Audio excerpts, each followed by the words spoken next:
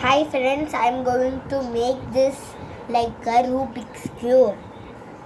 First you take this and this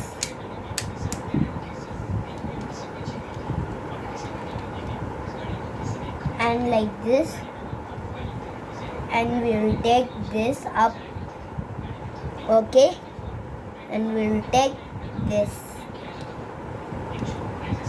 and this 3 will go up and this will here and will go down.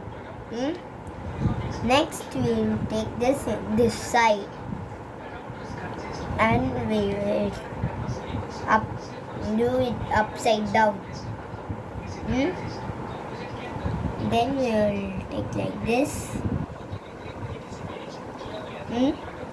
Then we will take this brown box and this one green box like this. Okay. Next we will do this 3L like this and this like here. Next we will take this finished.